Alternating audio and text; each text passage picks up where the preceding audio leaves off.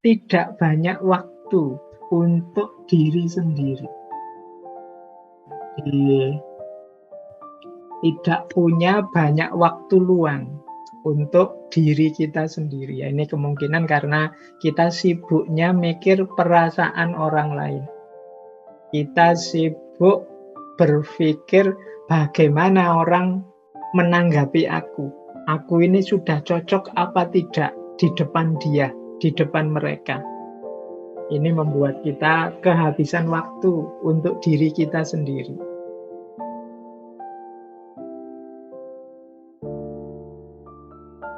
People pleaser.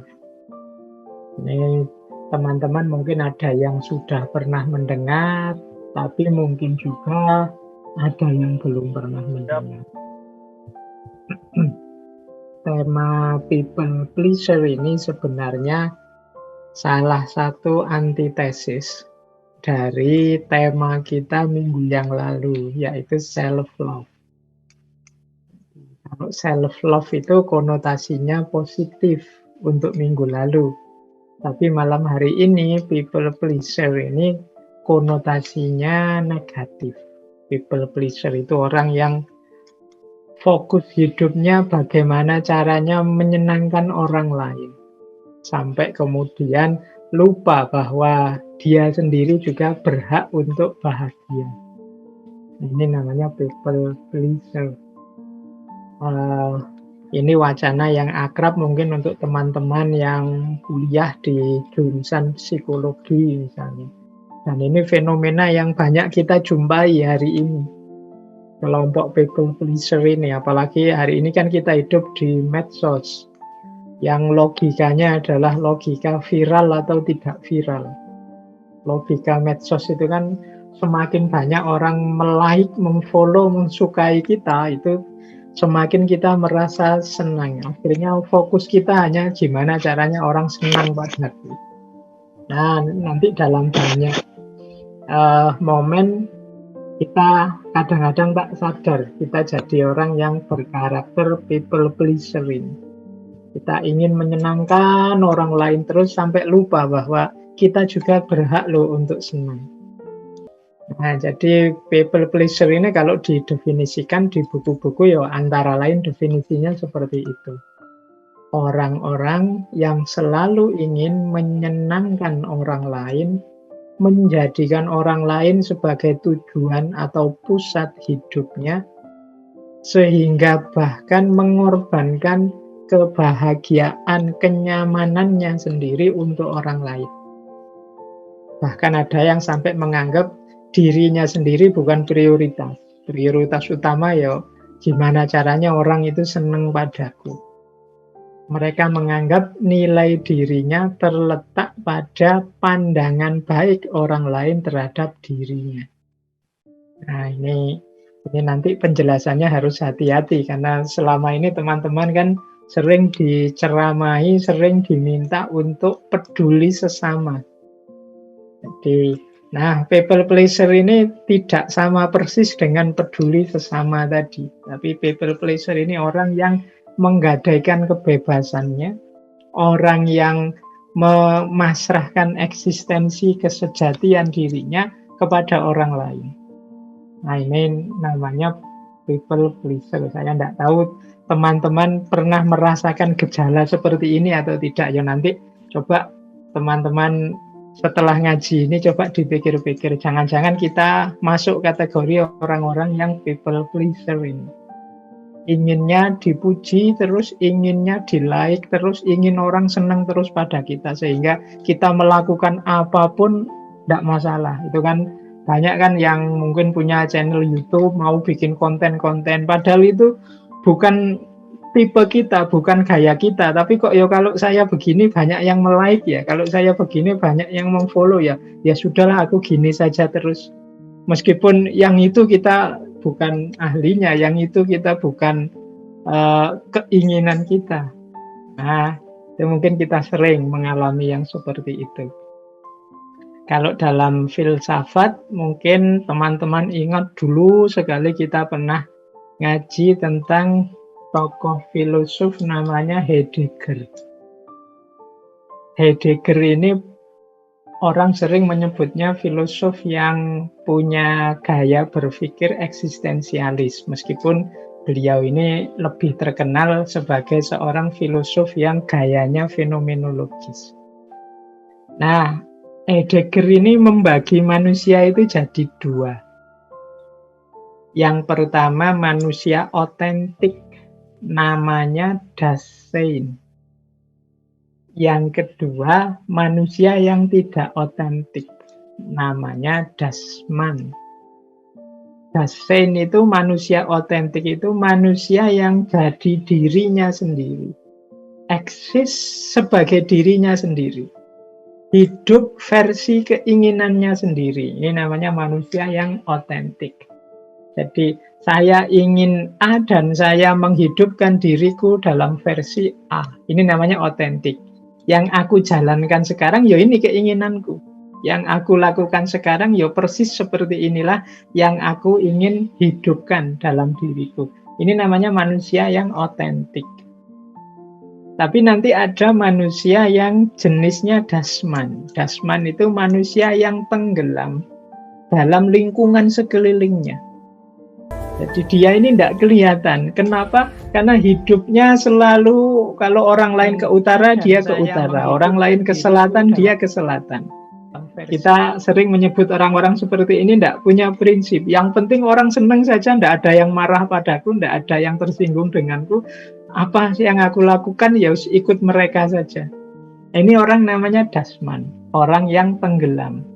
Dia seolah-olah ada, tapi sebenarnya tidak ada, dia tidak dihitung. Kalau bahasa Arab itu ada peribahasa wujuduhu ka'adamihi. Jadi adanya seperti tidak adanya. Nah, people pleaser ini jenis orang yang semacam itu. Jadi orang yang seolah-olah ada, padahal dia tidak ada. Keberadaannya dipakai hanya untuk orang lain, menyenangkan orang, menggembirakan orang, membuat orang suka atau setuju dengan dirinya, dan lain sebagainya. Jadi ini awalnya ini, semoga sudah mulai bisa ditangkap. Ciri umumnya people pleaser itu ada 4. Yang pertama, dia selalu ingin bagaimana agar orang itu senang. Menyenangkan orang itu maksudnya senang pada dirinya atau senang pada diri kita. Gimana orang senang terus pada kita. Sehingga masuk yang kedua, kita cenderung setuju. Orang ini punya pendapat apa, orang ini punya keinginan apa, punya permintaan apa, kita iyai saja, kita oke saja. Bila perlu kita bantu, dia ingin apa. Wah, sampean bagus, sampean baik. Wah, saya bantu apa yang ingin dia. Itu ya, ini gaya seperti ini. Jadi kita ingin menyenangkan orang dengan cara menyetujui apapun pendapatnya, apapun keinginannya, apapun permintaannya. Jadi karena kita takut dia marah, kita takut dia tidak suka sama kita takut dia ninggal kita. Nah, jadi ini ciri kedua. Jadi kita menyetujui apapun keinginannya, sehingga kita khawatir kalau dia kecewa, kalau dia marah. Bahkan sampai mengabaikan pendapat kita sendiri atau kenyamanan kita sendiri. Misalnya teman kita ngajak, yuk malam-malam gini nyate yuk, enak loh sate di sana. Padahal kita tahu, kita itu tidak suka sate di warung itu, kita pernah nyoba. Tapi ya demi teman, ayolah. Saya juga suka kok ke sana. Itu padahal kita tidak suka. Itu dalam rangka apa? Kita takut dia kecewa, kita takut dia marah, kita takut dia tidak berkenan dengan kita. Jadi kita mengabaikan pendapat kita sendiri, kenyamanan kita sendiri demi kesenangan orang lain, demi kesetujuan, demi kenyamanan orang lain. Nah, ini saya tidak tahu teman-teman pernah begini atau tidak. Nah, nanti kita lihat ya. Ya meskipun dalam hidup ini kadang-kadang kita butuh, kadang kita menyebutnya basa-basi semacam itu, tapi nanti sampai level tertentu model people pleaser ini membahayakan untuk kita sebagai manusia. Nanti kita lihat di titik-titik mana people pleaser ini membuat diri kita sebagai manusia jadi tidak otentik lagi, tidak asli lagi. Kita jadi manusia yang palsu, bukan diri kita sendiri. Nah, yang penting kita ingat dulu ciri umum 4 ini ya. Kita selalu ingin menyenangkan orang, setuju apapun pendapat, keinginan, permintaan orang. Khawatir kalau orang itu nanti kecewa, marah sama kita, sampai kita mengabaikan pendapat kita sendiri, kebenaran kita sendiri, kenyamanan kita sendiri. Jadi ini 4 ciri-ciri umum dari yang kita sebut malam hari ini sebagai people pleaser. Hari ini kan banyak kita begini, misalnya di medsos-medsos. Aslinya ya kita ndak suka sih teman kita begitu, tapi wong temen mau gimana lagi ya kita jempoli lah, kita kasih emoticon ketawa ya. Padahal gitu aslinya kita merengut, tapi ya di WA dia kita pakai ketawa-ketawa. Padahal sebenarnya ya ndak lucu sih, misalnya tapi kita ikut ya sudah mau teman mau gimana lagi misalnya. Itu jenis gaya menyenangkan orang. Tapi nanti kalau sudah sangat dalam dia jadi negatif. People pleaser ini. Nah, ini lebih detail lagi, another sign, tanda-tanda yang lain. Kalau kita ini terkena people pleaser, nanti bahkan ada level namanya people pleaser syndrome. Nah, ini semacam gejala orang yang sudah agak sakit jiwa ini kalau sudah terlalu dalam semangat untuk menyenangkan orang lain. Nah, tanda yang lain apa? Yang pertama adalah tidak bisa bilang tidak. Jadi kalau teman yang minta, kalau dia yang minta, kalau pokoknya ya harus iya. Nggak enak mau bilang tidak itu. Nah, itu ciri pertama sudah. Kalau kita berat sekali mengatakan tidak, padahal sebenarnya ya kita nggak setuju sih. Tapi ya gimana lagi, wong ya teman, ya sudahlah, oke sajalah. Nah, itu berarti kita nggak bisa bilang tidak. Saya tahu dia salah, saya tahu dia keliru, tapi ya mau gimana lagi. Wong ya sahabat, sudah lama berteman, oke lah, setuju sajalah. Nah, ini namanya nggak bisa bilang tidak. Yang kedua, cirinya adalah rendah diri. Nah, ini biasanya di tengah kelompok kita, mungkin isinya orang-orang yang menurut kita pinter-pinter lah, ahli-ahli lah, jago-jago lah, entah dalam bidang apa. Dan kita merasa kita ini yang paling kecil di situ. Kita ini yang paling tidak punya kemampuan apa-apa. Kita ini yang tidak punya keistimewaan apa-apa. Ya sudahlah, monggo saja yang pinter-pinter yang memutuskan. Saya manut saja. Nah, kita kan sering begini.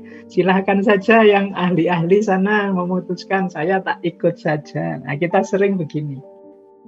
Ini hati-hati kalau tidak hati-hati kita jatuh pada people pleaser ini. Ada nada kita tidak percaya diri. Kita merendahkan diri kita sendiri. Padahal mungkin ya kita punya pikiran-pikiran bagus loh. Mungkin pendapat kita mungkin bisa jadi alternatif loh. Tapi kita merasa tidak mampu.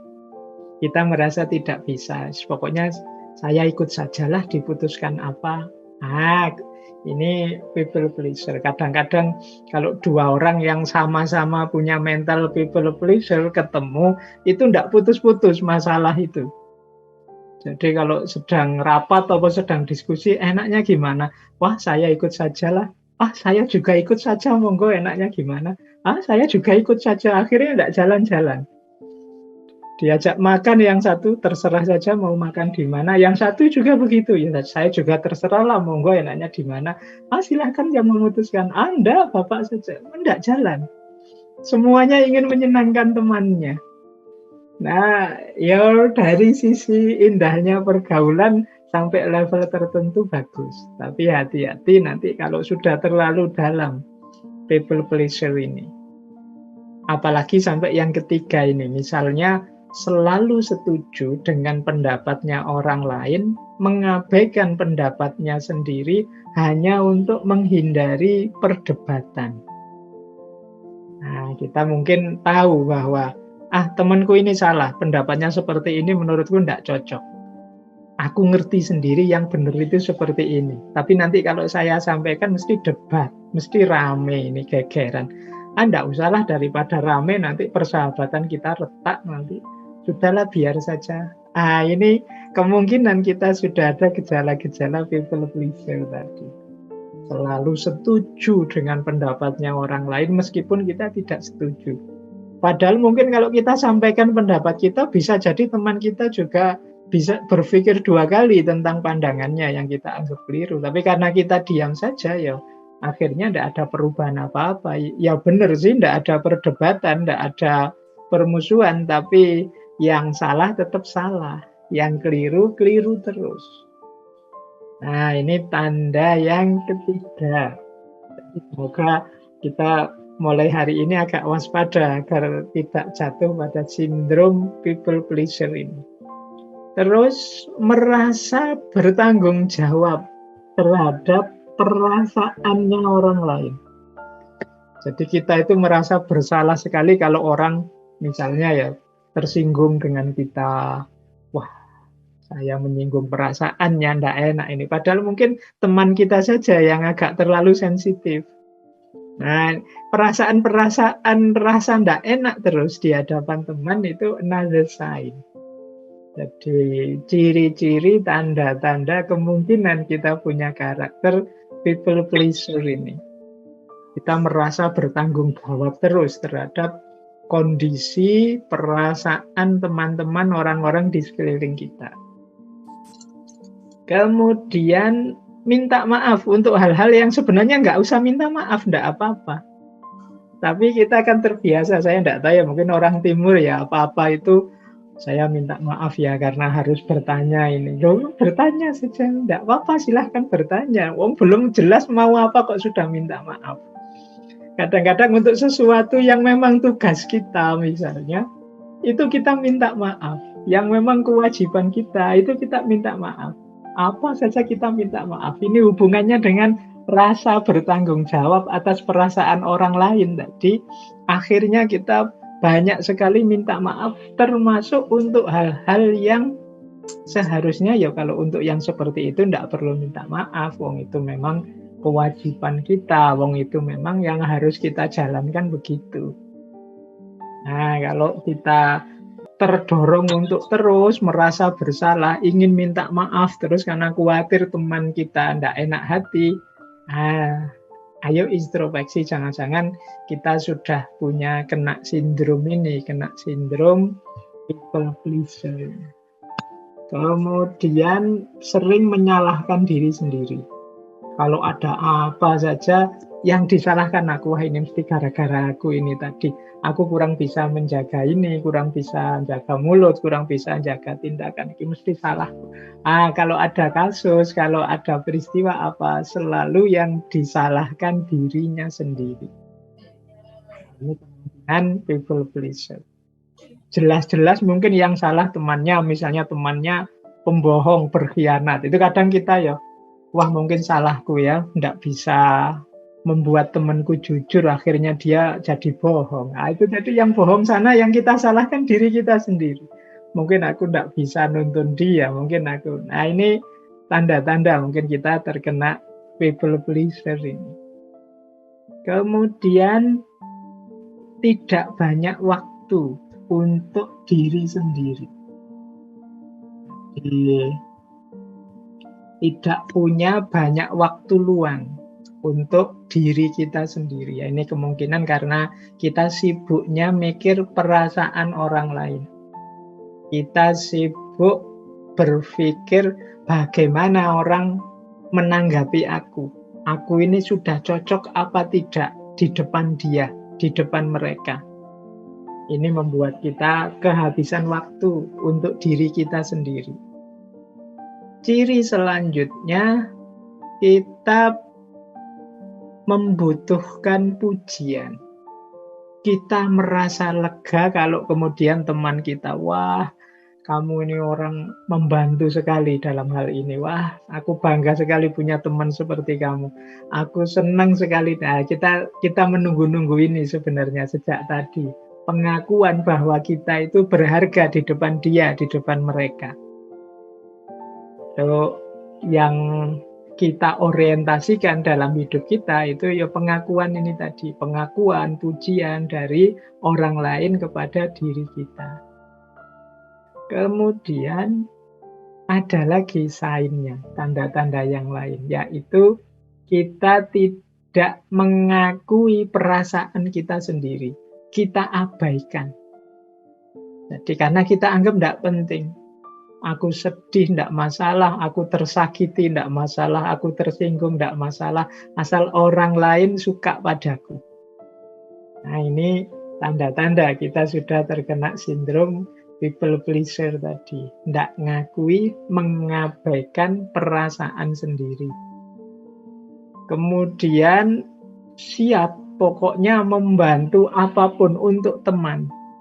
Tapi dia sungkan, sungkan itu bahasa Jawa, bahasa Indonesianya apa ya? Dia tidak enak, dia segan kalau mau dibantu orang. Dia khawatir merepotkan, dia khawatir menyusahkan orang. Karena nanti khawatir temannya menilai bahwa wah sampean ini sering merepotkan, sering menyusahkan. Khawatir dapat klaim itu. Sehingga dia kalau mau dibantu, itu dia merasa segan, merasa sungkan. Kalau bisa, yo aku saja yang bantu terus, biar aku positif terus di depan mereka. Dan yang selanjutnya, mungkin jadi tanda-tanda seorang people pleaser itu selalu ingin menghindari konflik. Jadi kalau bisa nyaman terus, rukun terus dengan sesama, meskipun saya harus berkorban perasaan, berkorban waktu untuk diriku sendiri, meskipun saya harus selalu setuju dan menghindari perdebatan, tidak masalah, yang penting tidak ada konflik, aku tetap diakui dan dihargai di tengah masyarakat, di tengah lingkunganku. Nah inilah antara lain tanda-tanda bahwa kita ini punya gejala people pleaser. Baik, ini silahkan teman-teman ambil nafas sebentar, dibayangkan dirinya masing-masing apakah punya gejala-gejala tadi. Semoga tidak parah kalau ada, karena nanti kalau sangat dalam, sangat parah, mungkin malah butuh psikiater. Ini kalau dalam ilmu jiwa termasuk gangguan jiwa, termasuk disorder. Baik, saya lanjutkan. Nah, ini ono gambare, cuma bahasa Inggris. Kalau kita sering punya ungkapan-ungkapan seperti ini ada gejala-gejala berarti. Misalnya, what will they think? Kira-kira apa ya komentarnya mereka padaku? Kalau pikiran kita sering sibuk begitu, ya kemungkinan kita orang yang punya gejala seperti tadi. Atau, what if I say no? Ini menunjukkan bahwa kita tidak berani ngomong tidak. Kita selalu menimbang-nimbang, kalau saya bantah gimana ya? Kalau saya bilang tidak, kira-kira enak enggak ya? Kalau saya enggak setuju, kira-kira orang enggak apa-apa enggak? Atau nanti jangan-jangan ada masalah. Kalau kita banyak sering berpikir begitu, kemungkinan kita kena sindrom people pleaser tadi. Atau kita, will we still be friends? Kita masih temenan enggak ya? Kalau saya nekat bantah dia, bilang tidak, atau aku menghidupkan gayaku sendiri, kira-kira masih bisa temenan enggak ya aku sama dia? Nah, ini kalau ada pertanyaan-pertanyaan seperti ini, kemungkinan kita sudah masuk ke ranah people pleaser tadi.